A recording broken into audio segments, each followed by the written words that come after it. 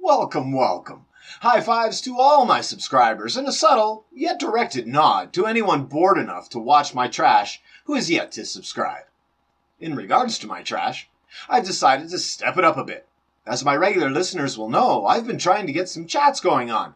After too many whiskeys, having just had my Twitter cherry popped, I decided to make some vague waving movements over a Ritz. I tilted back my head and called out to our levitating linguini lord for a messenger. I don't need to tell you that I was immediately rewarded. Our sticky starch savior sent me an actual professor who does not yet know how crazy I am to have a bit of a chat. It is with great pleasure, excitement, and anticipation to learn and grow, basically to be shown completely wrong, that I introduce Professor Flynn. In a style that might be better suited to my background. In this corner, hailing from places unknown with a record of idiocy, the mass terror, the inarticulate imbecile, the one, the only, Afidemist.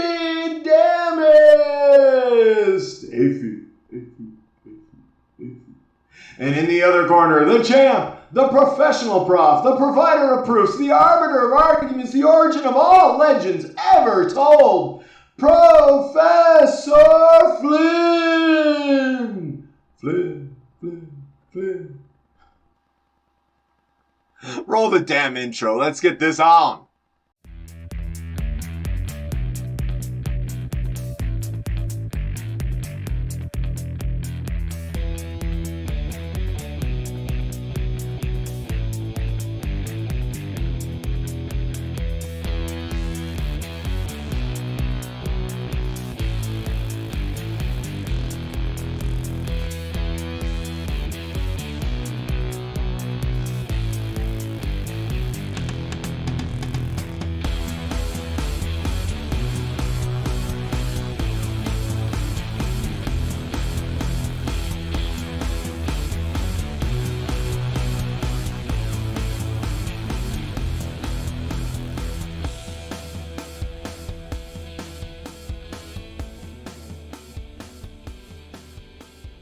I want to talk about the enemy. The enemy for a little bit. So what do you have against my brother? Nothing. It's your sister I like. So, sorry. How would you characterize discussions you've had with theists in terms of, is there any kind of uniting or unifying thing, commonality that you've seen that you can point to? That may be good or bad. Right. So I will borrow the fantastic distinction that Robert Reed makes. Robert Reed is a friend of mine. I'm part of a sort of closely knit group of Twitter atheists who have, gone into battle together many times. And Robert Reed, who is the host, by the way, of the Gin and Tonic podcast, which you can watch on YouTube. Shout out to Gin and Tonic. I will do that. No, it's not called Gin and Tonic. It's called Gin and Truth. Oh. But he drinks gin and tonic while he does his podcast. While talking truth. I'm still on that. And it is, it's an amazing podcast. Robert and I were having a discussion with Gonna Go For It, Peter, who runs channels that include Herding Cats and Beyond Beliefs, etc. Shout out to Herding Cats and Beyond Beliefs. Last year, the summer before that, I can't remember exactly when. I'd been off Twitter for a while. I got suspended because, well, we can talk about that. But let's just say Christian apologists behaving badly got me suspended. Okay. And from Twitter, but I eventually got back on. Anyhow, when I returned to Twitter, I got back in touch with my friends. We did one of Gonna Go For It's shows, the Herding Cat show. And Robert said, this is a very long answer, I'm sorry. No, you're good.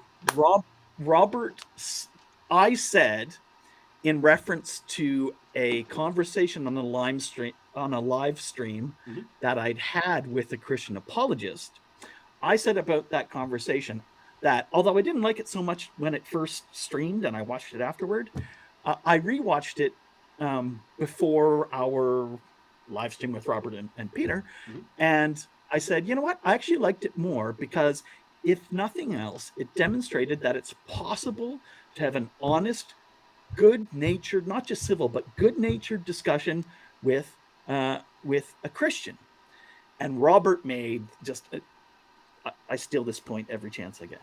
Robert said, here's the thing. It's true that you can have an honest conversation with a Christian. Mhm.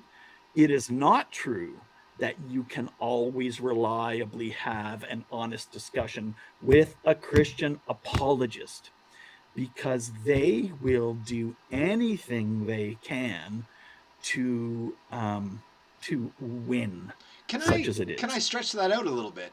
So I would actually go, wow, like not a step further. I'd drive. Then I'd get on an airplane. I'd land somewhere, and then I'd take a step. I would say, myself definitely included, you cannot always count on an honest conversation. For example, if you were to bring up something that was very, very personal to me, and then criticize that without maybe understanding the full facts, I might get a little upset about that, you know? And when I'm upset, I think, like most humans, it's hard to rationalize and be critical and you know, just disagree. All right, well then, I do like it. But can I say, here's please. the thing. It's fine to get upset. Mm-hmm. And it's fine to express that upsetness in response to what has been said to or about you. So that's totally legit. Absolutely. We have emotions. Now, the person that you have expressed that upsetness to has a decision to make. Can we change it to upsettedness? I'm sorry. Upsettedness? Yes, yeah, please. Sorry. That the person who has caused the upset has at least a couple of choices to choose from. Absolutely. One is to dig in and say, you know, the facts don't care about your feelings, or why should I care about offending you? Well, there are reasons to care about offending people. Another option is to say, you know what? I look back at what I said. I do this all the time. Mm-hmm. I'll say, you know what? I look back at what I've said, and I apologize for it because I misrepresented you. I'm sorry. I'm a big apologizer. I believe in apologizing because apologizing leads you to the truth. So those are two options: dig in or apologize. Okay. The third option is to reply, as I would hope that atheists and skeptics would reply, and they would not interrogate the upset person, but simply respond to the upsetness by saying something like, okay, I don't understand why you're upset about this. What was it that I said that upset you? And then you can have the conversation, because without the conversations, we got nothing at all. I see, and I'm guilty of it as much as anyone. Mm-hmm.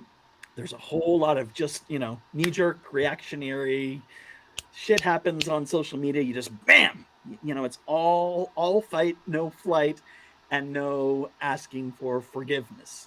And I would like to see more of that. I try to do it. I don't always succeed, but I try. I can tell you, there are people out there who don't and won't even try because they can't cede that ground, which I find odd, especially from Christians and Christian apologists who subscribe to a religion that is 100% based on asking forgiveness for sinning. They might say something like, we're all born imperfect, though. So certainly I'm imperfect, and me not apologizing that's might be... a whole other discussion. You know, let's not get into the whole, you know, I need to repent of the sins that I was born with because that's how God created me, and then he sacrificed his son, who is actually himself, to make up for, you know, for a bad none reason. of that makes lick of sense. But for people who belong to a religion that is so deeply and profoundly informed by the idea of forgiveness and asking for forgiveness, and then not doing it, to so rarely do it themselves is hypocrisy. Yeah, I don't. It seems hypocritical. But you know what? I just said it seems to me hypocritical. I'm going to actually, you've driven your car, back onto the continent, or, returned from space, wherever you were. I'm going to back off from my hypocrisy claim and say this. Okay. I don't think often that these people can see that what they've said or done appears to be in contradiction or in conflict with their values. Nice. I honestly, that's part of the dogma. I don't think they can see it. So I was going to ask you, I was going to start, and I was going to ask you to name one nice thing about the religious people. And what I was going to name is exactly what you just mentioned, that I don't personally hold the belief that there are very many religious people who don't honestly believe what they're believing, what they're saying they're believing. I mean, there's probably a couple TV evangelists and so on and such forth, other con men and whatnot. But I think the vast majority of people are trying their best to explain to you what they believe, why they believe it, that sort of thing. And I think there's goodness in that, goodnessness in that. Yes. Would you mind trying to cross the divide? And is there something that you admire about religious people? Stubbornness, perhaps? Sorry. Well, I've often said on Twitter, if nothing else, you have to respect their persistence. Okay, persistence. But it's more than that. So, we're both intelligent people. And I would say that we run in intelligent circles. And it's very easy, I think, at times to think, and I say this to my kids sometimes, as a sort of cautionary, as a caution. Just remember, we are surrounded by stupid people. Now, when I say that, I'm being hyperbolic intentionally. Because as much as, it's easy to say, goddamn, most people in general, theist, atheist, whatever, are stupid. If you look around, there are very few actually truly apocalyptically stupid people. I'm going to have to ask you to define stupid. What exactly do you mean by it? It's a tricky thing. When we're talking about like math, and we've got, two 25-year-olds, and we test them both, and one of them does very well on the test, and the other one does very poorly. Certainly, we might be able to say something like, this one that did poorly is kind of stupid in math. Or they're just bad at math. It could be an aptitude. Yeah, exactly. What does it mean outside of that context? So, if you, and you don't have to accept this definition, but if you accept the definition of intelligence as the ability to reason and consider and manipulate abstract concepts and to think critically about whatever they encounter in their lives, if that's intelligence, then stupidity is the not opposite, critical right? thinking. It's the inability to think critically. It's the inability to think in the abstract about things. Right. One way of thinking about this is, there's The Onion ran a story one time. It was just a headline. Sometimes just their headline things are better than their entire Sorry, stories. I was thinking, because it's got layers, donkey. Sorry. I'm with you now. The Onion, satirical. But there's an Onion bit about, and for people who don't know, The Onion is this satirical newspaper. And The Onion ran a story or a headline to the effect that, and there's a picture of like an infant with like a can of, I don't know, something, beans or something, and a can opener. Yeah. And the gist of the story is that that human babies are unintelligent because they don't know how to use a can opener, right? So the idea is they lock the baby in a room for 3 months with a can opener and a can of food, and then they come back and the baby hasn't opened the can and has starved to death. They say, well, that's stupidity. Yeah. That is stupidity. Sorry. That is if you applied, by way of analogy, if you applied that example to people who can't apply the can opener of rational, logical thinking, to the events and people in their lives, they are like that baby. So that is stupidity. The most obvious point, I would guess, is that I would assume you would agree that the stupid person, using your definition, would not know that they were stupid. They would think that they had come to good conclusions for good reasons, and that people that disagreed with them would probably be stupid, which raises the question, of course, and I'm not going to say begs the question, that's not what it means. How do we know we are not those stupid people? I mean, me, I've got a wrestler's mask on, so I probably am. But you, how do you know? Yeah. Can I just say, I don't have a mask on. Yeah, there it is. Which suggests that I'm the stupid one. Why wouldn't I cover this up? But I know what you're saying. And look, there are objective standards, as there are in mathematics. There are objective standards of logic and reason. And I'll give an example. Because it's a hold on. You need this first. One. Sorry, you need one of those. I'm not even sure if you can hear that or not. You got some fireworks. You got some applause coming up. I thought it was like a ritual drumming thing. No, it sounded like you were quoting one of my videos. I'm going to give you some fireworks for that. So there is this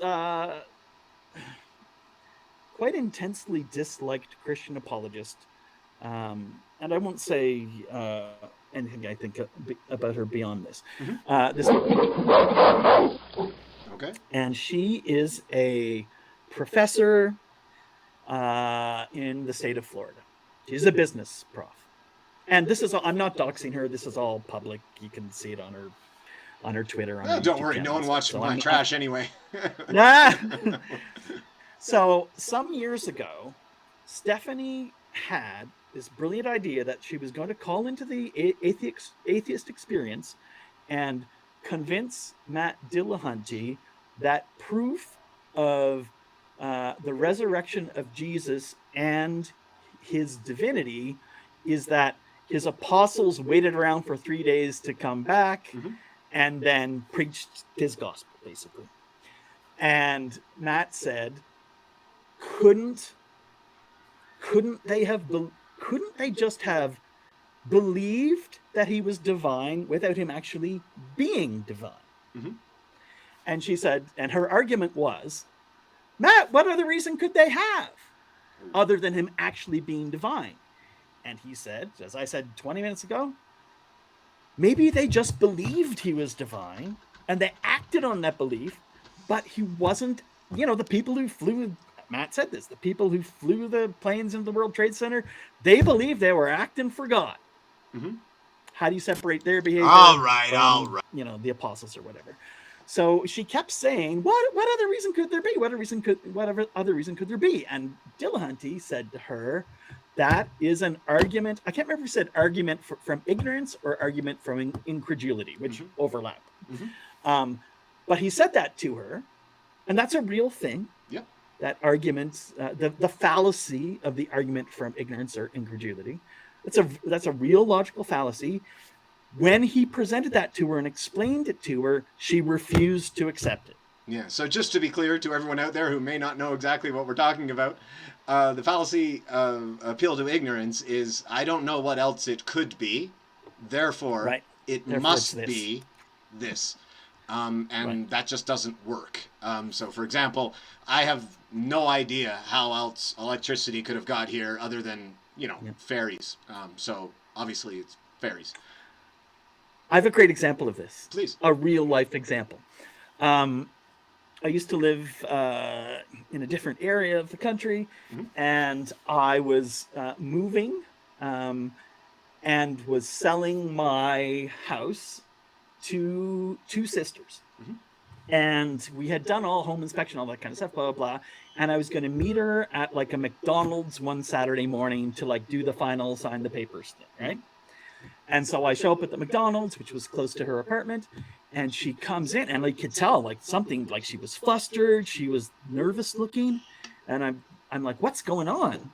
And she said, someone was murdered right outside my apartment building.